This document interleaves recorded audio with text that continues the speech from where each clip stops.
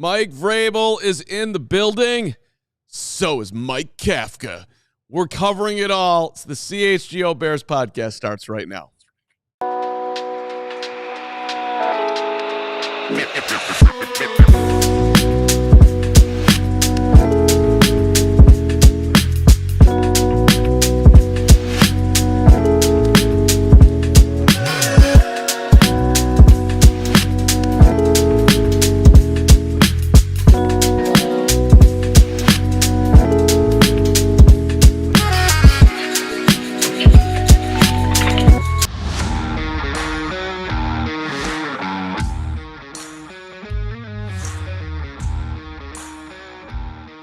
For the record, what I just said, I have no idea if that's true or not, but they're talking to him, damn it. Vrabel, Petzing, Kafka. This is the CHGO Bears Podcast. We're going to be joined in a minute by the great Matt Verderame, Sports Illustrated, covering the national perspective. But are you telling me, Hoge, you just looked at me and said that, I don't know if they're in the building. I heard they were in the building. They're not in the building?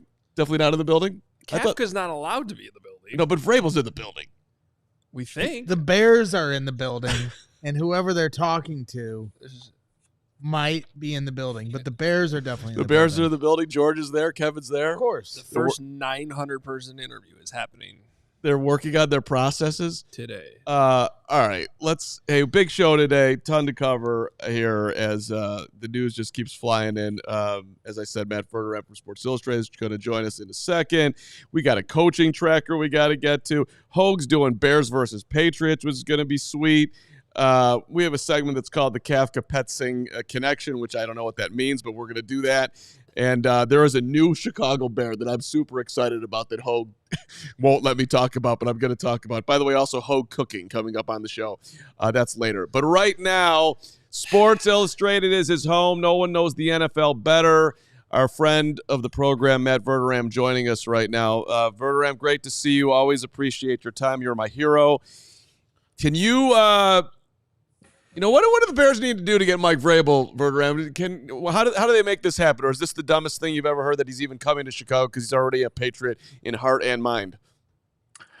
I'm a little worried I'm your hero, but we'll start with Vrabel. Look, I think Vrabel obviously has a lot of ties to New England. He's got ties to the Raiders because of Brady and Seymour owning the team, part of the team.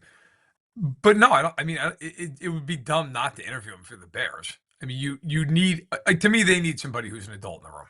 They need somebody who has experience, who has been a head coach before. They need somebody who can go in there and I think really kind of have a firm hand on the situation. Like, I know it wouldn't be the most popular hire in the world, but I look at a guy like Ron Rivera with the Bears, who obviously has ties to the Bears. Like someone who, has been there and Ron Rivera went to Washington and that franchise was a tire fire and actually made them borderline respectable for a while before they just completely self-sabotage themselves. I think the biggest challenge for the Bears in this entire search, whether we're talking about Vrabel, Ben Johnson, anybody else, is assuaging the fears of the hierarchy of the organization. You have ownership that has not been able to get this right. You have Kevin Warren in that building, who I think a lot of people in the league would tell you they're leery of going in there and working under Kevin Warren because there is this barrier between ownership and the meat and potatoes of the front office and the coaching staff. It is an unnatural hierarchy, if you will. And I think there is a lot of concern amongst some candidates about Warren being there and what that looks like. Off to a great start here. By the way, this show also needs an adult in the room. There's no question about it. Yeah, we appreciate your Ron Rivera thoughts, and we'll talk to you later, Matt. I like the Ron Rivera thought. I bet you would. Yeah, you would like that. What's wrong with Ron Rivera? You talked to him at the Combine last year. We had a great interview. We did. And that satisfies your requirements to be head coach of the Bears. Exactly right. He was friendly to me and to you. Yeah. First-class guy, former Bear. We could do a lot worse than Ron Rivera. But go ahead, Hoge. Where are you going? Matt, I don't know how much of you caught of the press conferences yesterday at Hallis Hall, how much you downloaded it in your own brain. But based on your initial comments here, it sounds like you are still very skeptical of just the overall structure, the overall view of ownership and the way the Bears have this set up in terms of who's in charge of, and essentially who the boss is or who the head coach will be reporting to. Yeah, I think they need to streamline it. I think they need to streamline their front office structure, going to ownership.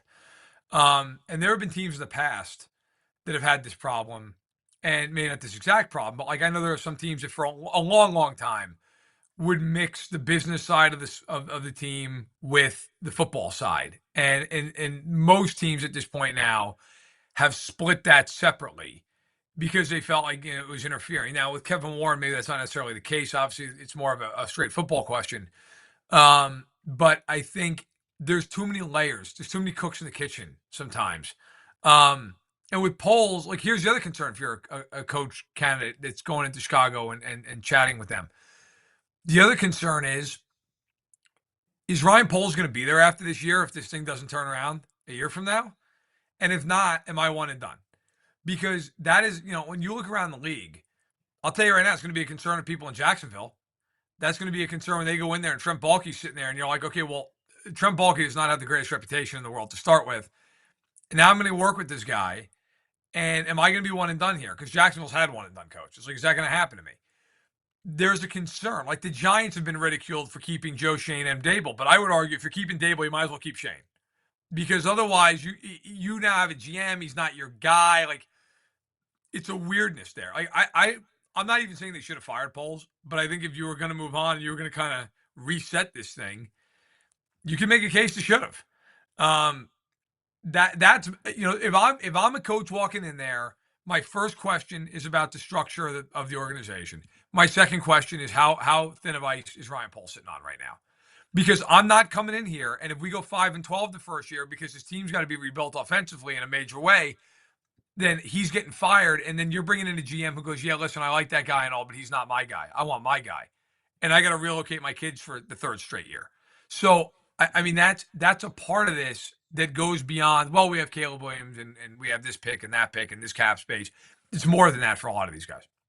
Right. So if I'm to assume that Mike Vrabel will sign with the New England Patriots, then it comes down to the Jacksonville Jaguars and the Chicago Bears trying to entice Ben Johnson. At least that's what most Bears fans are looking at. 1A and 1B of this coaching search. You mentioned Trent Baalke. The Jaguars chose to keep him. Is there any chance still that his job still isn't 100% safe? There's some reports that came out this morning that said that maybe a guy like Ben Johnson can walk in there and still get Trent Baalke to be shown the door. It's possible. It wouldn't be the first time something like that's happened. I think that it would have to be a situation where the Jaguars are head over heels about the coach and they just feel like they can't lose that candidate. And if that means moving on from Baalke, fine. Then if that happens, let's say it's Ben Johnson. Okay, they hire Ben Johnson, which, look, a lot of people around the league will tell you that really is the place most people think he was going to land before they kept Baalke. And now it's kind of more of an open question. But if he were to go there and say, look, I want Baalke out of here, then he's going to be part of the process of picking the next general manager. And you're kind of going to go in tandem. And that happens. When Andy Reid got to Kansas City, they hired Andy Reid before Scott Pioli got fired. And then they fired Scott Pioli, and then Andy Reid basically handpicked John Dorsey. So, I mean, it happens. It would not be the first time that's the way this goes. It would be unorthodox, but some of these teams, look, there's a reason they have coaching openings because they're unorthodox or they're not good. I mean, the Raiders let Antonio Pierce go up there and do a presser in a Raiders starter jacket and then fired him the next day, right? Like, these teams are not well run. There's a reason that they continue to hire new coaches. And so, yeah, I think Baalke, like right now, he's more safe than not, but he's certainly not 100% safe. Matt, just to be clear, I mean, first of all, I totally agree with you on the adult in the room type of I think the players are like literally begging for that type of coaching at this point if you listen to what they're saying. That being said, hypothetically, Ben Johnson wants the job. He's willing to take it. Are you hiring Ron Rivera over Ben Johnson? No, I would not hire Ron Rivera over Ben Johnson in the sense I think Ben Johnson's probably the best candidate in this pool. But I will tell you right now, if I hired Ben Johnson, I would want him to have very veteran coordinators on that team because this is not just about how cute your design is for a screen pass. Like, you need to actually run the organization. And it is a lot. It is a lot to deal with. Like, I'll tell you right now, if I were the Jets or I'm the Raiders, I'm bringing in a veteran head coach because that is a mess. That's like coming home and your dog ripped open 3 different garbage bags and the oven's on and there's a fire, right? Like, you need to bring in somebody who is not, a 16-year-old kid. You need to bring in like mom and dad to clean that up. The Bears aren't the Raiders and the Jets, but let's be real about this. Like, the Bears, the end of that season was a disaster, starting with that Hail Mary in Washington and just on down the line. You need to bring in somebody who, if they're young as Ben Johnson is and a first-time head coach at any level, which Ben Johnson would be, you need to bring in then veteran coordinators with him. Like, you need to have a staff in place around that guy that is veteran-laden. You can't be bringing in a first-time D coordinator and a first-time teams coordinator and a first-time linebacker. You can't do that. And no, I think Ron Rivera was an example of somebody who is a veteran guy who I think would command respect to me. I mean, look, I'm not saying they're going to hire Ron Rivera. I'm sure they probably won't. But like, if I'm Ron Rivera and I got hired there, the first thing I would do is take my 1985 Super Bowl ring and slam it down on the table and ask them, do you guys have any of these? Because I do. Do you? And I think that's a powerful thing in a locker room. And I think if the Bears are going to go with a young first-time coach, that's fine. But then you better bring in a lot of experience around that coach. So, all right, let's take it one step further here. You're taking Ben Johnson over Rivera. You're hoping that he brings in some solid OCDC and has built a great staff to make sure that everything is copacetic. I got it. All right, let's say you don't get Ben Johnson. Is Rivera your 3, or does anybody else jump off the Verderame? I mean, are you looking at Brian Flores? You can name a million guys. The Bears are interviewing 13 players. Pete Carroll, and whoever you want to name. Would you put Rivera as high as 3? No, I wouldn't. I mean, Rivera was just an example, but I would put Flores in the top 3. I think, look, Brian Flores, he's no nonsense. I actually sat down and interviewed him, spoke one-on-one with him last week. I was up in Minnesota. I was sitting there with him, just chatting about football. Thank you. Appreciate it. Great guy. Super. And he's a New Yorker, so he gets points in my book. But look, he is beloved by those guys in Minnesota. I mean, they love him. And a lot of that is because he allows them to do a lot of things on their own defensively, where he gives them some latitude.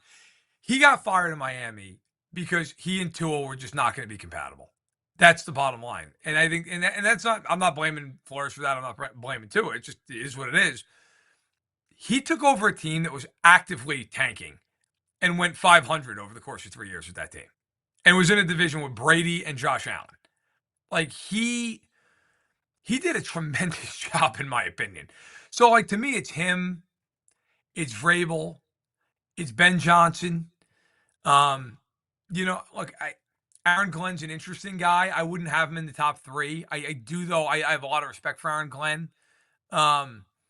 Yeah, and there are other guys out there. I mean, Pete Carroll, I don't think is the answer. He's just too old. I think by the time they get good, it's like he's 75 years old. But there are a lot of guys out there I think that make sense. But again, if you're going to go young, then you've got to go with experience around that guy in the staff.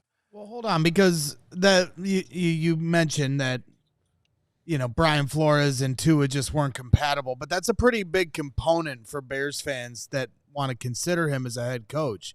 When you consider Caleb Williams, that doesn't mean he's not compatible with all quarterbacks, right? And I understand that, but at the same time, I'm curious to know why they weren't compatible. What was there that didn't work?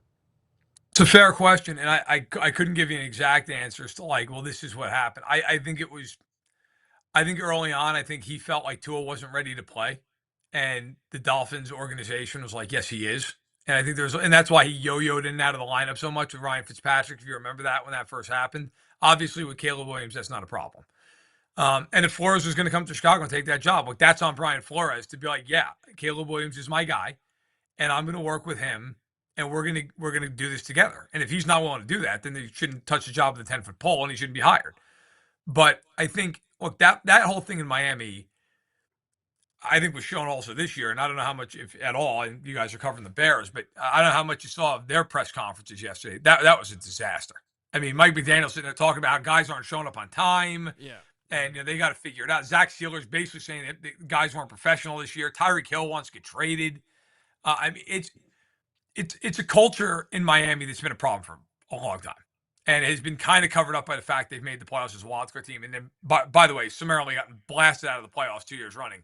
Like Flores would have to be comfortable with Caleb Williams as his guy.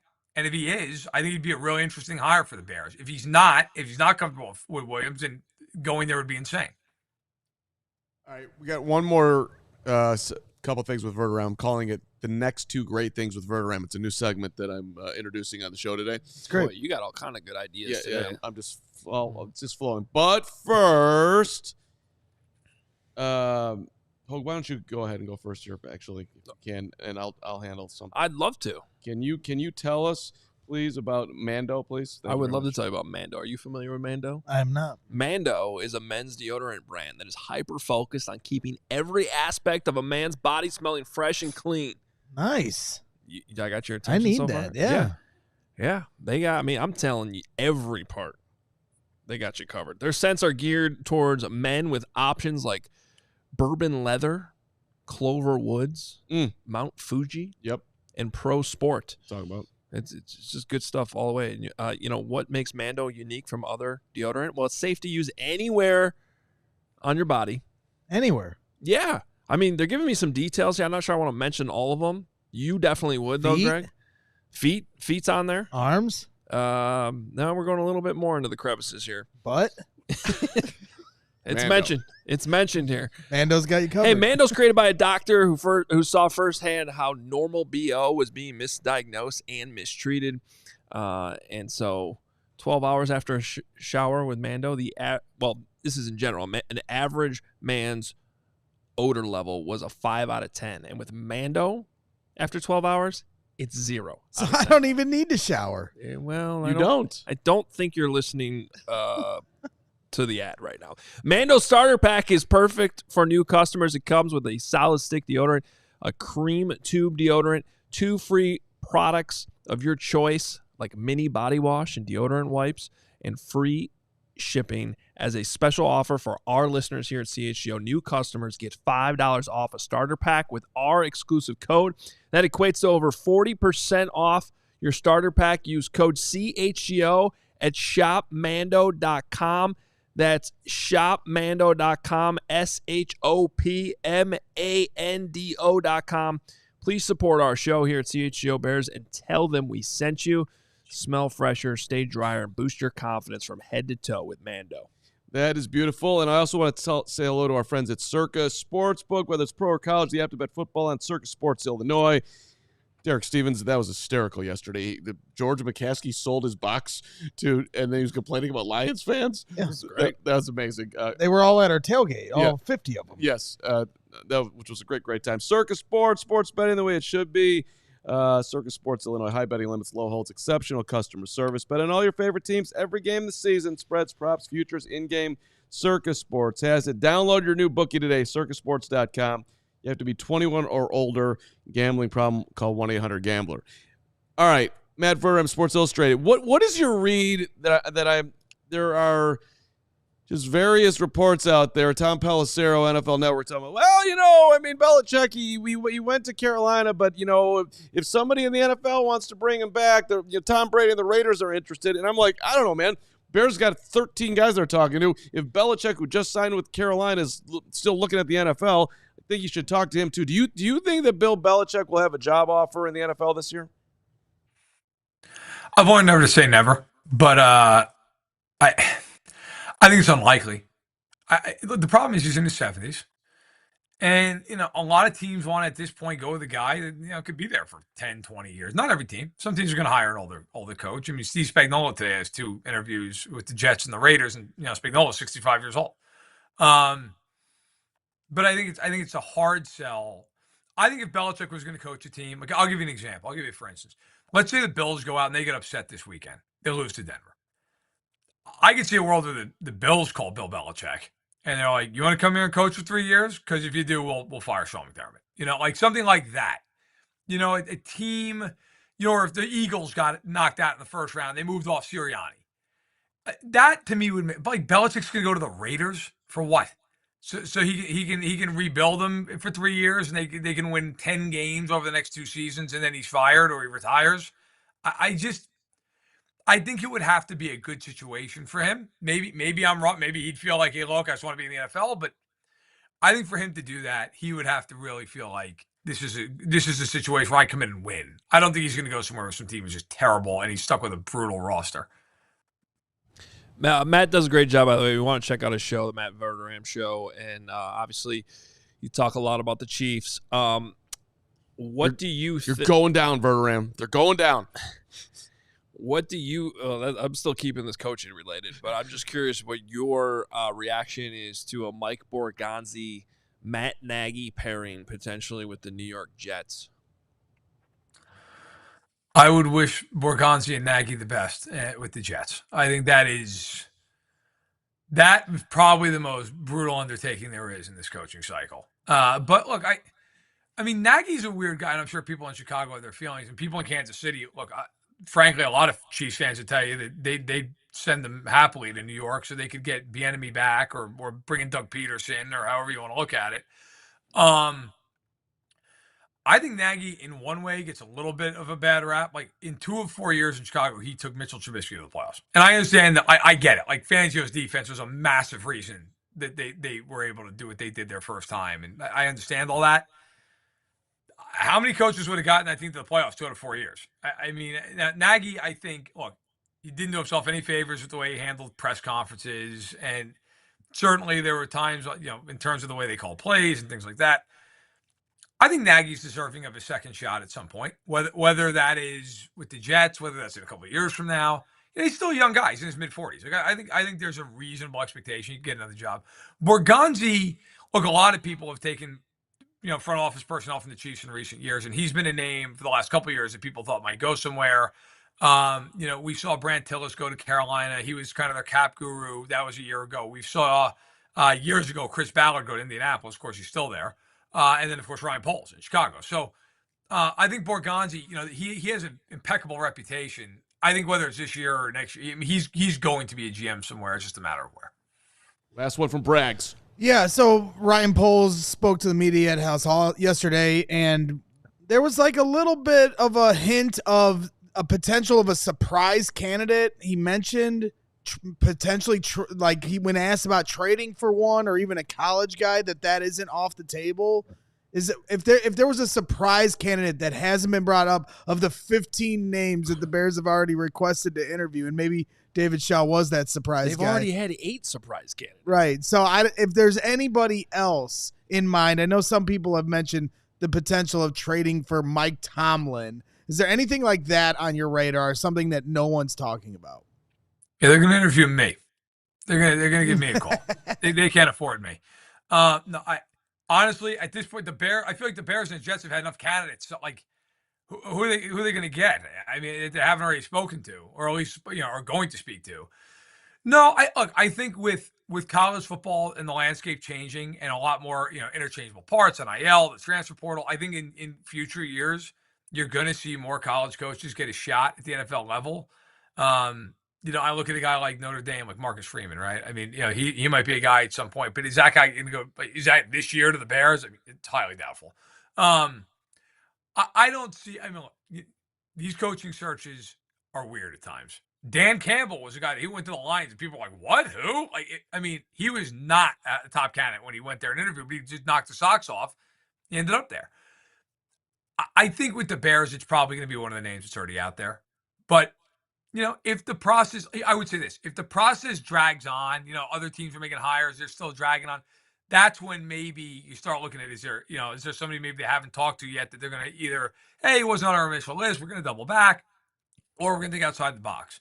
But right now, I think, the names that are out there are probably, the favorites in the clubhouse. Hey, Verderame, on your way out here, the Kansas City Chiefs were once a dysfunctional organization, and now, of course, they're the gold star of the NFL is how this has turned out.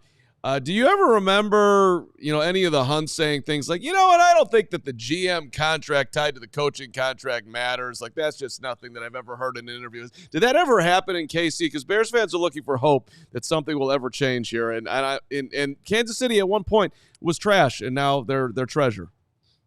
I grew up a Chiefs fan for the last 30 years of my life. In 2012, fans wore all black to a game to signify a funeral, and they flew banners over the stadium, basically saying the team was dead. Okay, like that, and then 3 months later hired Andy Reid. It's never been the same since. This is all about your coach and your quarterback. You know, you look at them; they won the Super Bowl last year. Guys were catching passes for them that shouldn't even been in the NFL. Richie James, Kadarius Toney, Sky Moore, they win because they have Patrick Mahomes. They win because they have Andy Reid, and they win because they have Steve Spagnuolo. And then, of course, obviously, yes, some other great players as well. But for the Bears, you can come out of the wilderness quickly in the NFL. And I think Williams showed you that while not perfect, there's a lot to work with there. He is a talented kid. They are not bereft of talent. It's not like you look at the Bears and go, oh, my God. You look at the Raiders, and other than Max Crosby and Brock Bowers, it's like, I don't know. The Bears are not that. The Bears, early in the year, were a Hail Mary incompletion away from being 5-2. They need adults in that room, and they need to streamline that building. That's what needs to happen. And if that happens, they will win games. They will get better. But until that happens, they will struggle. All right, hit the like button for Verderame. He just gave you more hope than we've delivered all week. He started with Ron Rivera, but then he finished strong. It's a strong performance as always. Hey, Verderame, we'll see you in New Orleans. We'll be at the Super Bowl. We're hanging out. I'll be there, getting there Wednesday, leaving Monday, and bringing maternity pants because I'm going to eat enough po' boys to last a lifetime. I'm going to have a sodium count of about 8,000. I'm going to take these boys to a great crawfish I've never had po' boys. Yeah, po' boys, crawfish. You gotta get off that chicken finger or grilled cheese diet. Dr. Pepper over there. Hey, Matt, thanks, brother. Always appreciate it. You know this. You got it. Be well, guys. There he is. Hey, Steven, can we pull up my iPad here? I want to show some show our fine viewers something pretty cool that we got here. Oh yeah. Oh yeah. Is this actually your iPad? Yeah. Watch this. No way. You see this thing there, Greg. Yeah. It's a cord. Oh, there's a cord. How did you think I was doing ODK this whole season? That's crazy. Anyway, if I blew Greg's mind, hopefully this blows your mind because we have our CHGO Bears coaching tracker. It is live. If you've been with us, you know all about our draft database that we've had the last couple of years. Maybe you're new. Our diehards get access to it. It's literally our in-house database on prospects as we're building and doing our own research and adding to everything. Well, we got the same thing going on with this coaching search. So as news comes in, it's updated on here. You can go in here. Our latest Bears show will be in here. Scroll down, click on a Ben Johnson, and his info will come up. We got my little synopsis on it, and then every piece of written content that we have will be linked in here as well.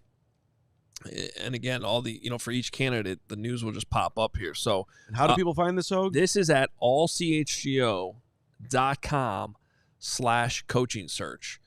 allchgo.com/coaching search. And here's the best part, guys. It is free. Freebie. We love you. The whole thing is free.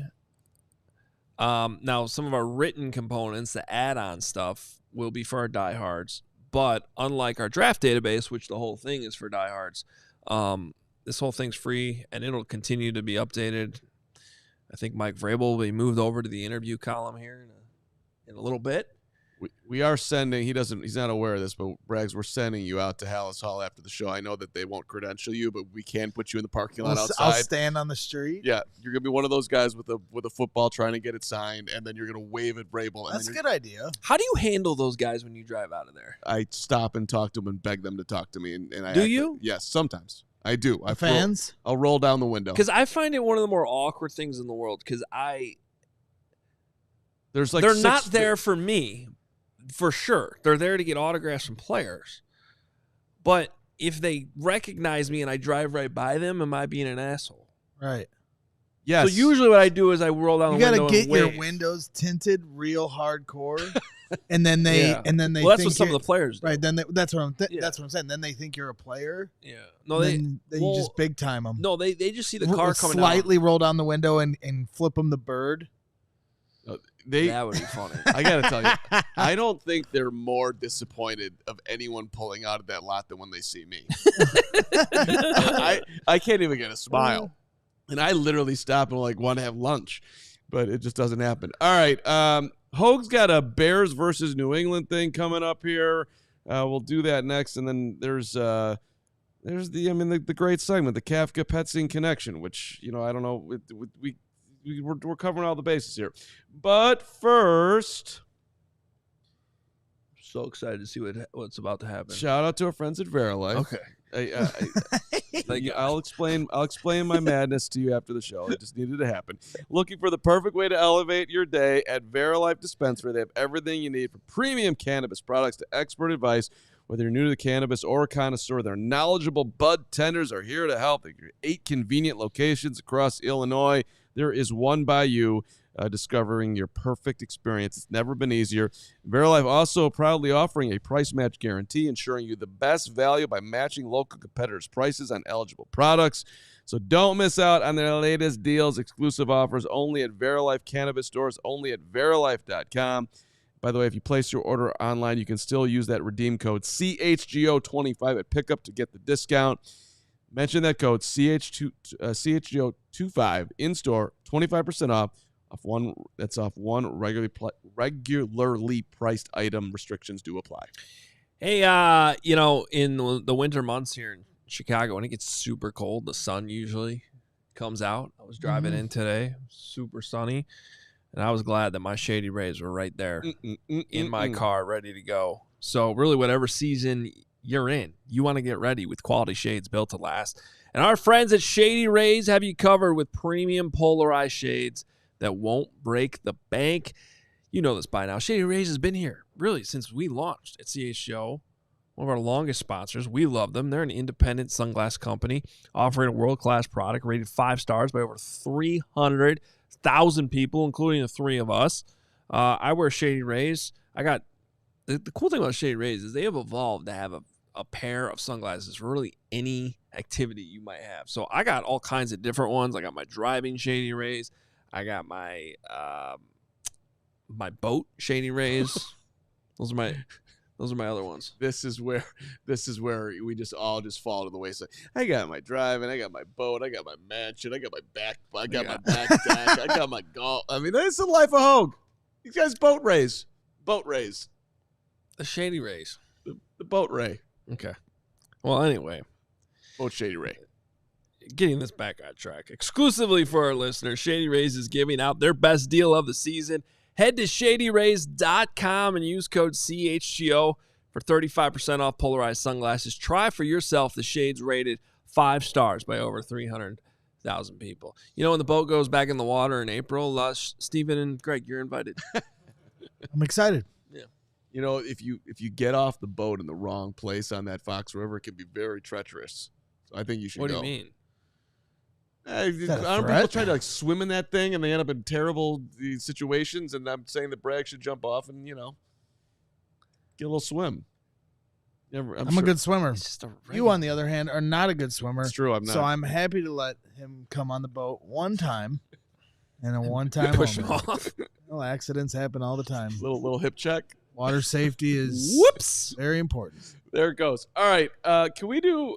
I'm very excited about this Hoge new segment. It's a one-time segment, but it's a great segment, and it's called the Bears versus New England. This Bears. Oh, we did that segment. It was in the whole week of it. It was during the year, and the Bears 3 points. The Bears scored 3 points. 19-3, right? Yeah, great.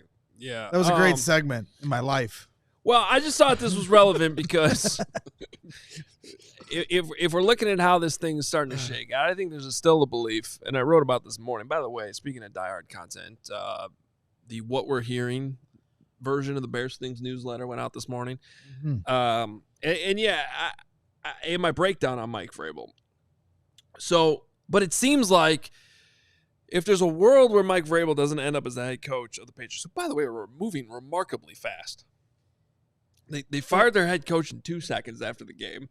They knocked out their Rooney Rule requirements by Wednesday. It's Wednesday. Pep Hamilton shouldn't count. That's ridiculous. Oh, no offense to Pep Hamilton. Pep Hamilton's a good coach, by the way. So I think Vrabel's going to New England tomorrow, and they could potentially hire him. And I think there's a very strong belief around the league that's how this is going to play out. But if it doesn't, it could be, from what I've heard, they're going to talk to Ben Johnson. And if Ben Johnson loves Drake May, which could be very much on the table, and one thing to consider with the Patriots is, while there is this assumption that, Bob Kraft just loves Vrabel, wants to bring him back into the Patriot family, keep going with the Patriot way. The thing about the Patriot way is it was actually the Belichick way. And I don't know if you guys have noticed, but they're trying to get away from that. And Robert Kraft, I think, wants to separate and create a new era of Patriots football away from Belichick. So again, from some of the conversations I've had over the last few days, it's opened my eyes a little bit more to the idea that we can't just assume Vrabel's 100% going there, even if it's the most likely outcome. That's all I'm trying to say. So if they go the Ben Johnson route, then maybe Vrabel's available for the Bears.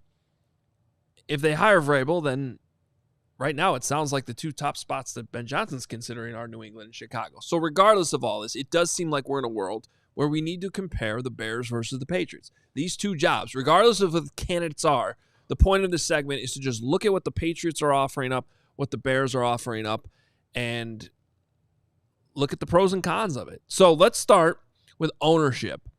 Dun, dun, dun, dun, we're going to lose. Ownership / structure of, how things are set up, faith in ownership, wanting to work for Kevin Warren and Ryan Poles versus if you're going to New England, Elliott Wolf's not even technically, he has roster control, but he doesn't even have the general manager title. You would seemingly have a lot to say over personnel if you went to New England. And that could be a plus. So we're handing that one over to the Patriots in terms of an edge. We call that a landslide edge. Yeah, probably. That's a landslider, feels like. Okay, keep going. Probably. Now, when it comes to quarterback, this one's a little bit harder to give a definitive edge to because I think this is a pick-your-flavor type of deal. I think that Coach A might prefer Caleb Williams over Drake May. I think Coach B might like Drake May over Caleb Williams. Right. Both teams have good young quarterbacks on rookie contracts. So if you think about it more that way, I think this is a split. I think they both check this box. I think the Bears and Patriots both check the quarterback box. It's more up to the candidate for which one they prefer. And we don't know that answer right now. I think that's fair for anybody who would pick New England. They're going to like Drake May. Right. Yeah. And for all we know, Ben Johnson might prefer. We don't know what his draft grades were last year. They weren't really looking hard at a quarterback, but I'm assuming he spent some time watching both of these guys. How about overall roster, though? I don't know if you guys know this. The Patriots roster sucks. They are really where the Bears were the last time they hit the reset button. When Matt Eberflus and Ryan Poles came in, that first year when they were just tanking. So I'm not saying the Bears roster is headed to the Super Bowl by any means. Let's just start with the playoffs would be great. And it's also a very much evolving roster, too, that we don't know what's going to look like, all that, too. But if you were just to lay out the talent between these two teams, the Bears do have that edge, and it's not even – it's similar to the ownership thing. It's very clear. The Bears are ahead of the Patriots in terms of talent on the roster. Shout out to you, Ryan Poles. You got the Patriots beat in a landslide, damn it. Yep. How about cap space and draft capital? Both we of these lost to them. Except for the fact that that's a good point. That is a good point on that one in terms of overall talent. The Patriots killed the Bears. What are you talking about? Oh. A little bit more attitude. Yeah, a little bit more attitude won that day. As Bears fans like to say, but that was coaching. Everybody liked Poles' roster. That had nothing to do with the players. That was just all on Matt Eberflus. Yeah. Don't do that. Right? Yeah. Well, really? I don't really have a comeback to that one, but come on. I have a comeback, and it's called Shut Up. I have a comeback. That's my favorite comeback of yours, by the way. It's called Have You Seen Discord? Carm. Anyway, I love you, Discord. I love Belmo and whoever else. Yeah, don't talk about Belmo. That's my guy. Hey, Belmo's the man. All right. Everybody in the Discord. I'm going Discord today. I missed the Discord. It's been a crazy week. Yeah. Anyway, all right, let's stay on Okay, I'm back on test. All right, here we go. we got, regardless, cap space, draft capital. That's the next category here. Both of these teams are in good spots from that standpoint. They have draft picks. They have cap space. No roadblocks in the way there.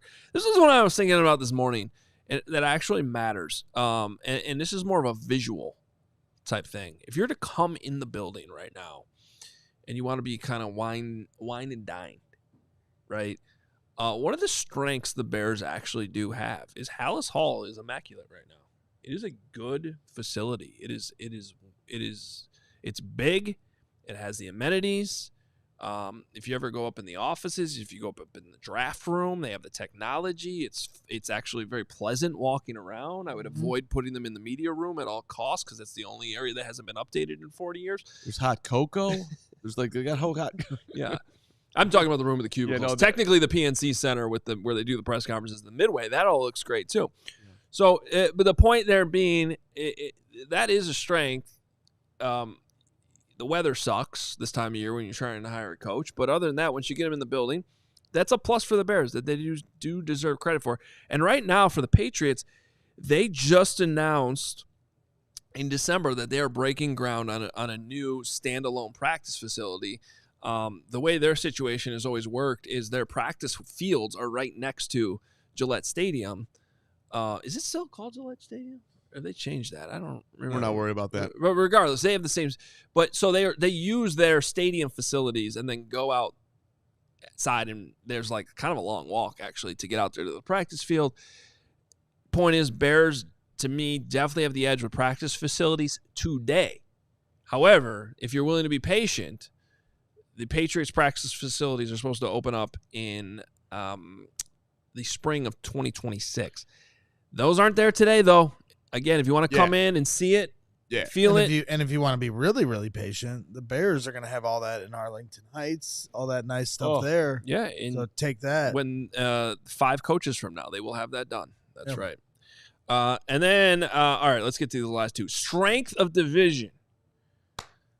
Another way to put this is, how likely is it you're going to come in and win? What type of resistance are you going to get from within your own division? Now, obviously, the Patriots have to go up against the Bills, who have taken over that division from the Patriots over the last, I think, 6 years now it's been. But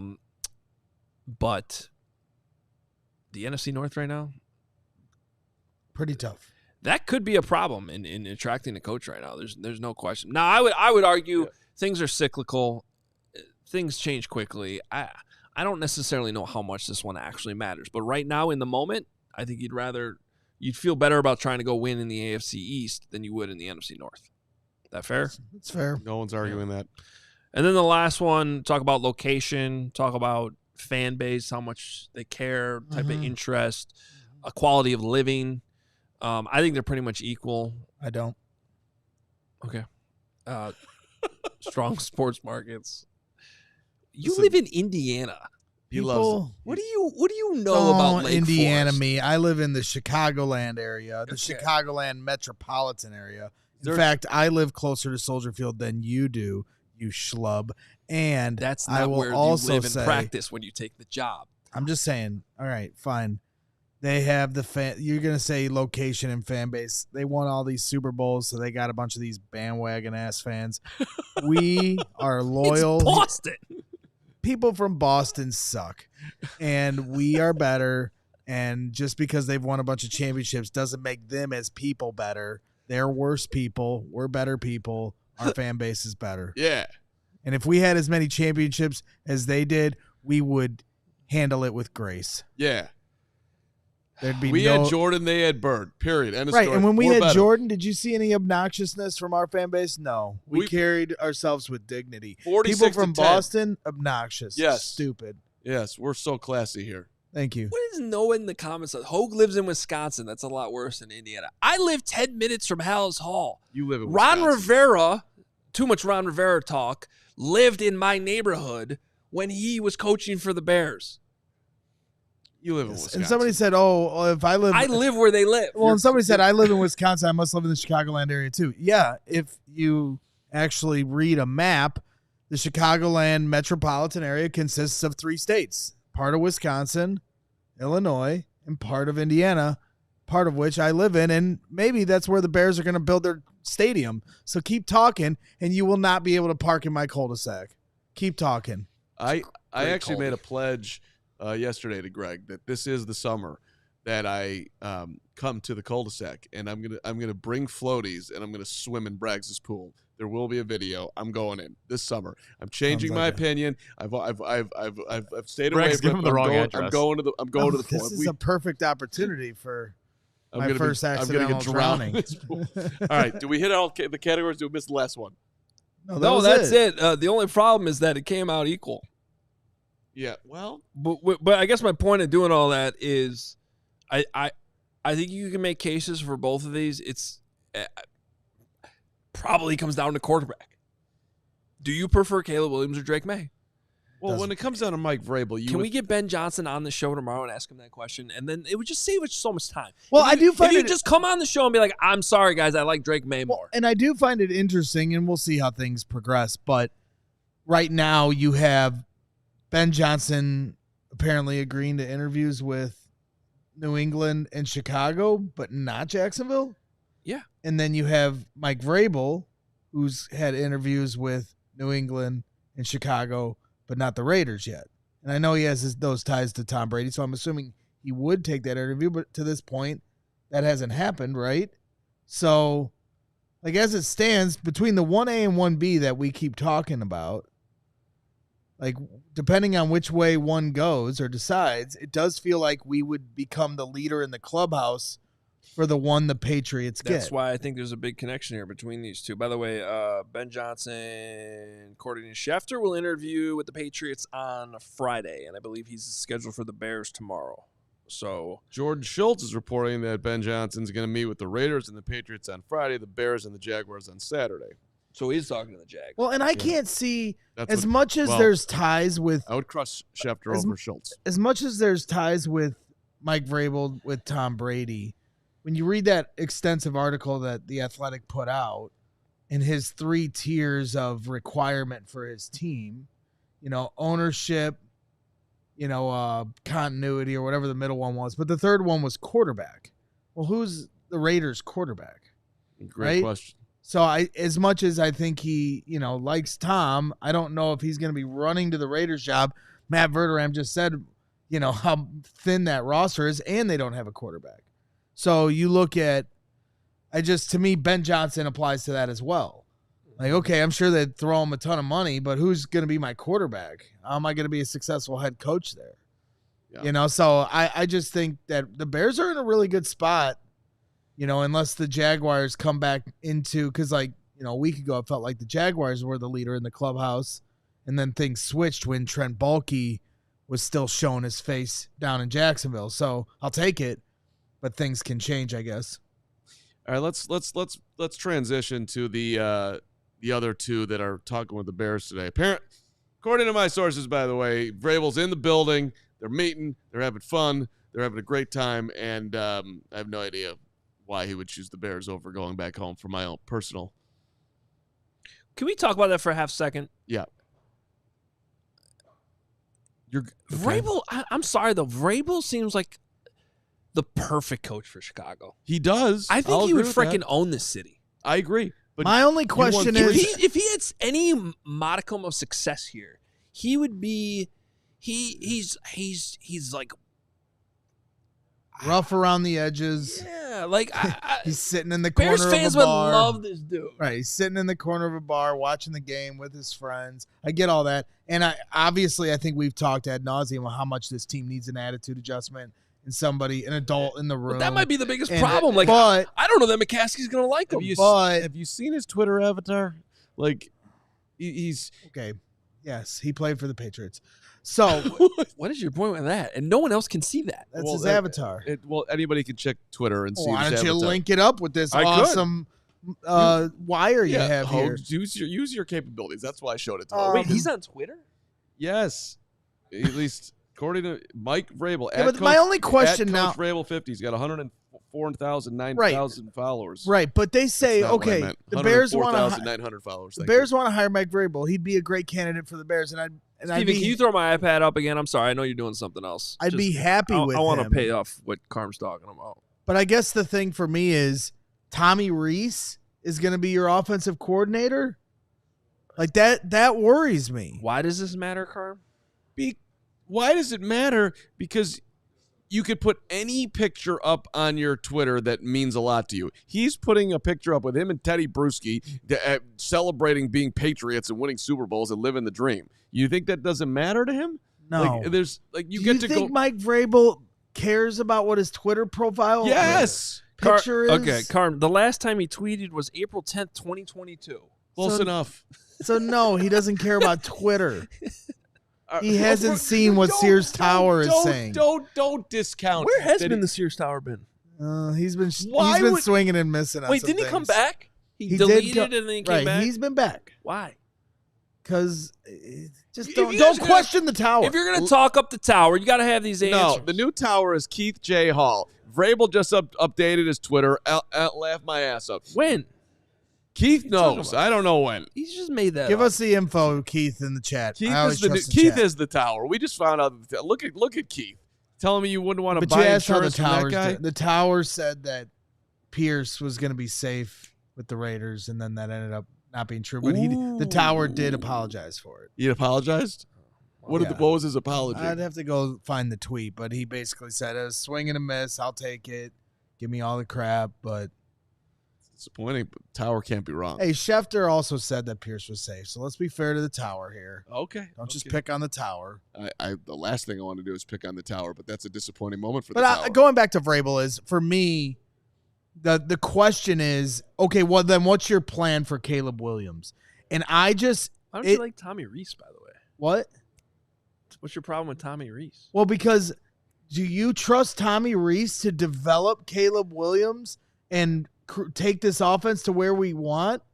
Like that's a lot of trust, man. Well, okay, so let's look at my 3 criteria for hiring coordinators in the model that we've been talking about. One is, have you coached with that coach before, so that he would check that box.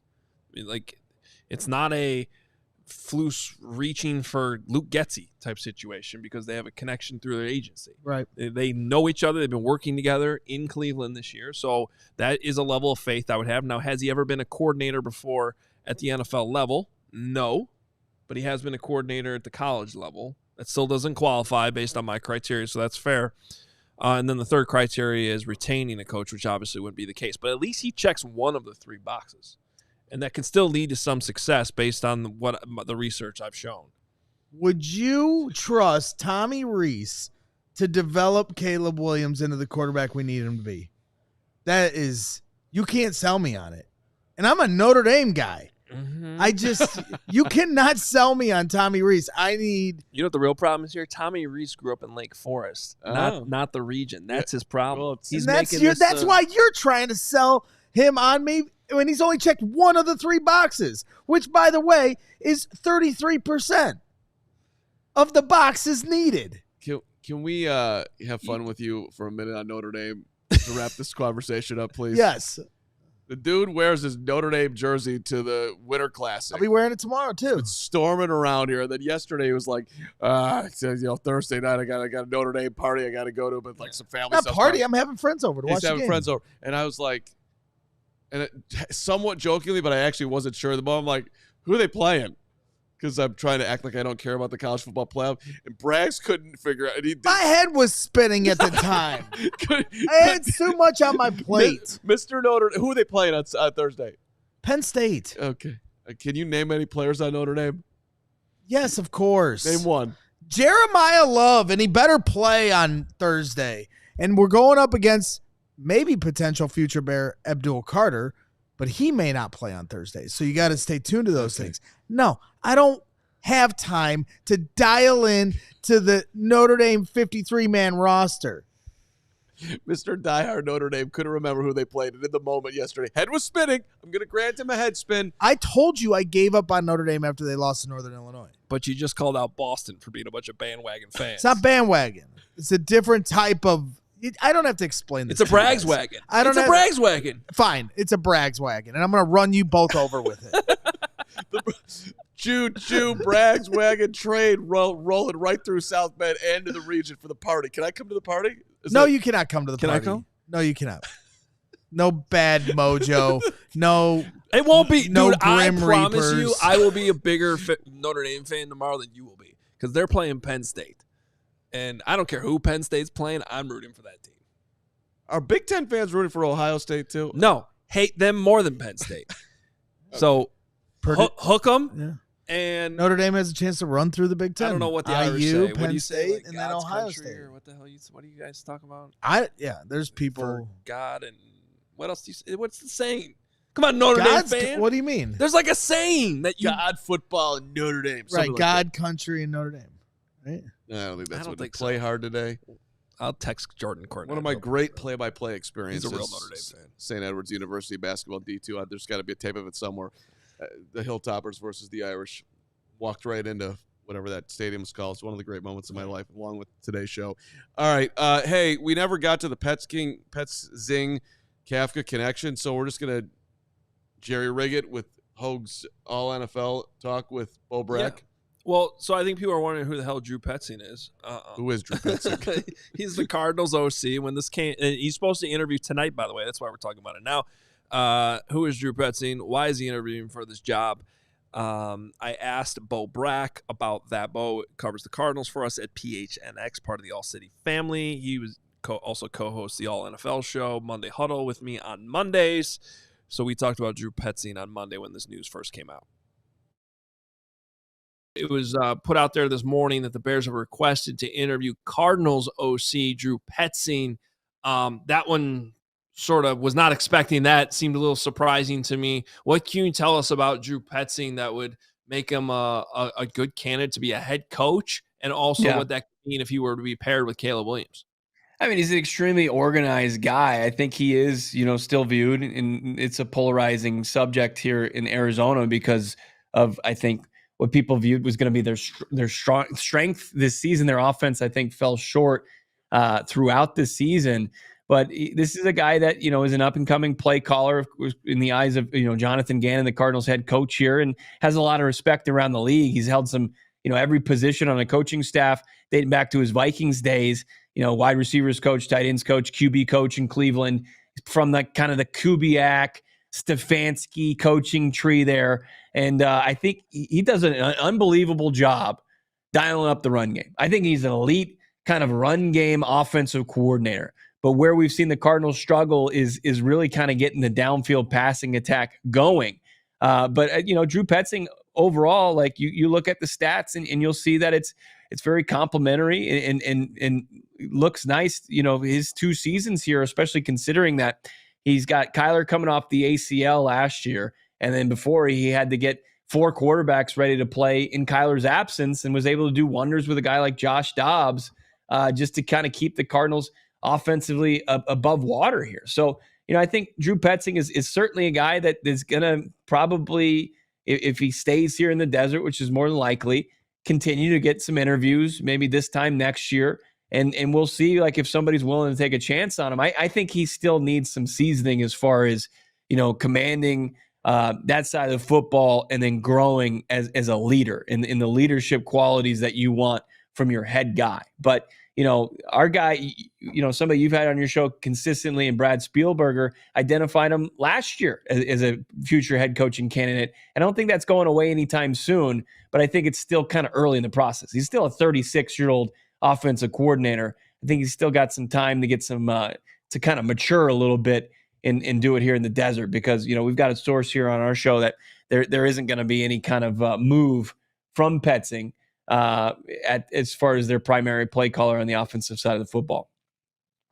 Well, it'll be interesting to see if that interview does happen and how it goes. But never hurts to talk to young, under-the-radar candidates. Certainly worked out for the Minnesota Vikings when they landed Kevin O'Connell. So, people forget kind of where he was in that coaching cycle. And they had Jim Harbaugh in the building, and they're like, no, we like this KOC guy. And it's worked out pretty well. And with one of the better hires of the last, 5 or 6 years or so. My takeaway with that conversation was right at what he threw in there at the end is that they had to confirm that he wasn't getting fired. Yeah, that part was a little odd. Which makes him a great candidate for the Bears, considering the Colts might have fired Matt Eberflus. Well, Perfect synergy. Who's on the verge of getting fired that didn't get fired? We want to talk to him. Those are our finalists. Mark Carman. I should be number 15 on the list.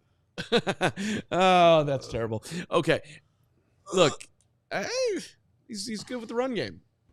Run game's making a resurgence, man. As in terms of Mike Kafka, who's supposed to interview tomorrow, Mike was with Northwestern when I was on the sidelines. I got to watch it. I've talked about him before. I've been able to have a few conversations with him over the years. Feels like his name was hot like 2 years ago, then died out. Now it's back. Well, it's because he was with the Chiefs and then he left to go to the Giants. That's why. But he got more experience there because he was able to call plays. Kafka's a St. Rita guy. He's from Chicago. Obviously went to Northwestern. And there's a Ryan Poles connection because he was in Kansas City with Ryan Poles. After he left Northwestern, that's where he went to get in the NFL, work his way up there. So, I think these candidates are very similar. I think both of them have a chance to be a head coach someday. Mm-hmm. I don't necessarily think that'll be with the Chicago Bears this year. Fair enough. As a diehard Northwestern fan, I'd love to see Mike Kafka here, but I'm not like. I think the original report was that they also want to interview him to be the OC. So. Well, there we go. Don't forget that because that's sometimes how this goes. Remember, Thomas Brown interviewed for the OC job and ends up getting hired later as a passing game coordinator. So you can interview a candidate for your head coaching job and then circle back to them as a coordinator later. Well, speaking of that, by the way, just to throw a little Thomas Brown angle in here, let's just say whatever. Who cares who they hire? Do you think that Thomas Brown is a strong candidate or candidate at all to be the OC, or is that completely done? I don't think it's completely done. No, it depends on the head coach for sure. I think it mostly depends on what his other options are. Well, both. I mean, is the head coach interested in him? And then if that answer is yes, then it's, well, what other options does he have out there? Because he might want to go somewhere else. Right. I would say that's more likely if they hire a Mike Vrabel type than if they hire another offensive coach who's going to have his own system. And much as I appreciated some of the things Thomas Brown was doing, and I just, for me, would like to move on from this whole coaching staff. I just want a clean slate from anything that was a failure in that locker room when you talk about, guys weren't speaking up and this, Thomas Brown didn't get his opportunity to really assert himself in the locker room until I get November. What you're saying. I just think Thomas Brown is so low on the list of people to be blamed for that. I'm not blaming him. Yeah. I just think that I just don't want any residue from this season outside of the fact that they have to kind of get an attitude adjustment. Should we take out Tony Medlin? Medlin, Mayer, Larry. Larry's called more lunch with Larry. Lunch with Larry's canceled because of the 2024 Bears? No more fun. It is an interesting angle. Larry's been there for a long time and they've done absolutely nothing. It could be Larry. I mean, we might have to go at Larry. Don't say that. It's true, though. It could be on Larry. He's got Lunch with Larry. It's an iconic franchise. I understand, but, at some point, Larry's got to look in the mirror and realize that Larry's got to be better. I think he was snubbed that he's not one of the 87 people in the interviews. Larry should be in that interview. He should be on the Zoom call. I'd actually have Larry do the interviews if we're being real about this. I'd way rather have Larry figure this one out than anybody else over there, for the record. Hey, congratulations, Josh Blackwell, NFC Special Teams Player of the Week, Hoge. Mm-hmm. Yeah, I'm really disappointed we didn't lead the show with this. Yeah, 94-yard punt return. How many special teams players of the week did the Bears have in 2024? Ooh, that's a great question. I'm going to guess 4. You would be incorrect. The answer is 3. Oh. That would be Torrey in week 4 and Cole Kmet in week 6 when the last time the Bears won a game until they beat the Packers in the final week of the season with his amazing snapping and whatever else he did in that game was phenomenal. Third, caught 2 touchdowns. Well, that's not special teams. he snapped the ball. That's how. No. Even we had that talk on the 85. Even he was laughing about how he won special teams player of the week. Yeah, the snaps. It's in the book. Blackwell, by the way, 3rd member of the Bears to get the award, marking the 2nd time in franchise history that at least 3 separate individuals were the recipients of the award in a single season. Do you know the other time, Hoge? Wait, can you ask that question to me once again? Yeah, and say recipients and not recipients. There was way too many words. You said recipients. It's the second. Okay, you shush. The second time in franchise history that at least 3 separate individuals were the recipients of the award in a single season. Okay. You started covering the team in what, 08, 07, 09? Yes. This would happen in 05. Anybody? Nope. Zeros. 05. So yeah. 3 players on special teams. Four guys won special teams player of the week that year. So Hester. Gold. Hester is not one of them. Wow. Wait, Hester was Gold is one. Hester was not in the league yet. He would have been 06 was his rookie year. Yeah. Can you please just give us the answers? Bobby Wade, Robbie Gold, Nathan Vasher, Bernard Marion. Okay. Are you not impressed with my Bears research? Of course, I just copy and paste that right off an email, but I thought that was pretty good. I am impressed with your ability to read an email the Bears sent out today. All right. We're leaving a lot on the table today, but we're out of time. So we'll get to we got supers. The newest. I know I got the newest Bear and my amazing victory over Kirschenbaum last night. Nobody's congratulated me today. I'm a little upset about it. Yeah, you got hurt too. Yeah, I can't walk. Kirschenbaum won the war, but I won the battle. He's probably walking around fine today, but I can't. I think I'm out for 3 weeks. Kirschenbaum does sound like a general in the Army or something like that. He was tough. All right, super chats on the way out here. B How. Yep. $5. Love you guys. Y'all actually made this season bearable. Became a diehard recently. Carman need a shout out as a fellow Bajan truther. Hashtag bear down. Well, certainly, B How. You know, B How, you're not a person that needs to go in the same direction as everybody. You'll walk down the street and you'll walk into everybody else is walking into Starbucks. You'll go into the locals coffee house and you'll respect the way they go about their business. Mm-hmm. Everybody else getting the blueberry muffin. You'll go cranberry out of nowhere because you sense that it's fresher.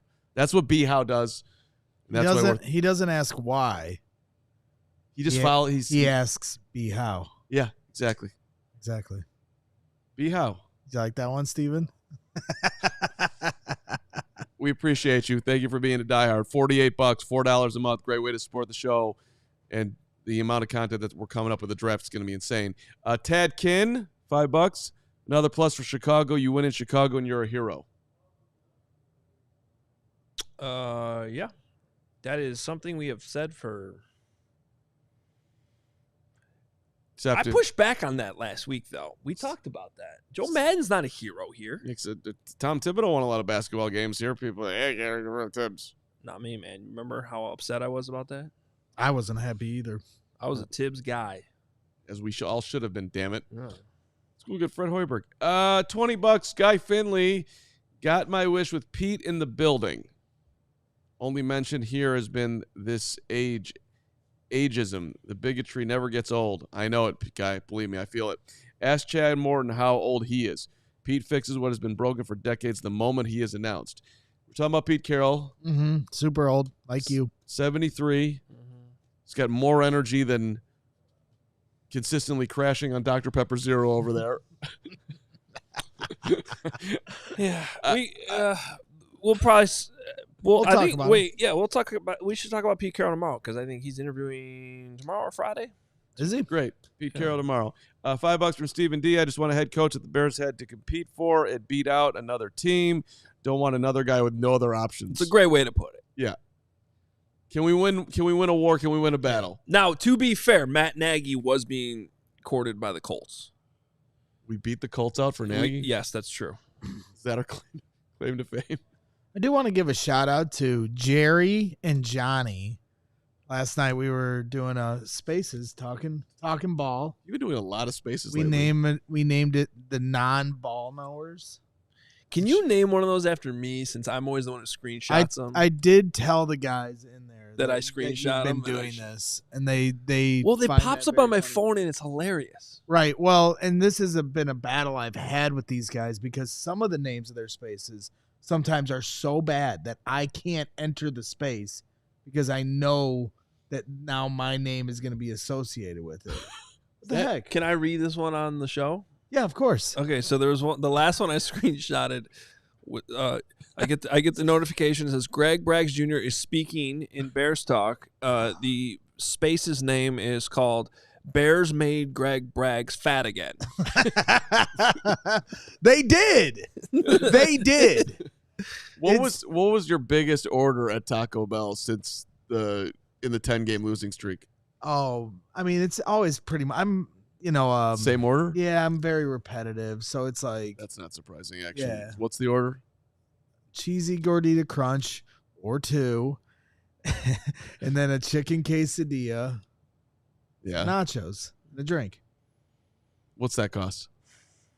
It's in the 20s. And then if Jenny ever wants anything, it gets into the 30s.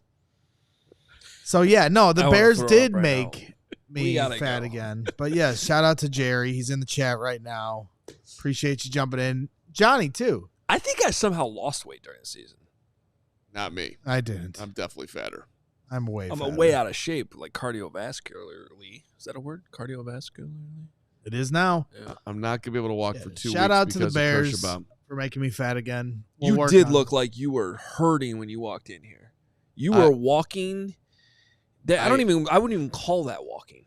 Well, so it was just it was a big time battle with the Kirschbaum, as it always was, and I wasn't hitting out confidently, so the points were long, and then I'm getting tired, and then I racing after one ball, and I hit my beautiful volley, and my right ankle went like this.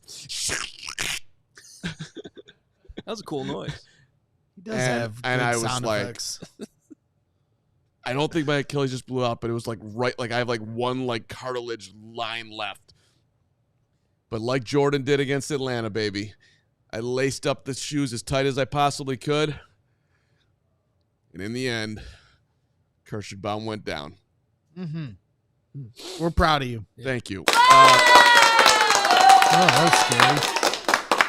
Hashtag Kirschbaum, hashtag make Bragg skinny again. Good one, Nathaniel B. Hey, all right, Pete Carroll tomorrow. We're going to have guests aplenty throughout this coaching searches. Thanks to Verderame for jumping on today from Sports Illustrated. I got flyers out to lots of people, including the one and only Nick Wright, who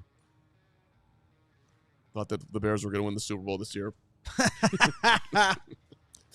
All right. We can't laugh at him for that now when we celebrated him in the moment. Yes, I can. I thought that was I did not celebrate him alone. I said, "Are you sure you want to do this?" You've lost your mind. All right, we're back tomorrow. Thanks for watching. CHGO Bears. See you tomorrow at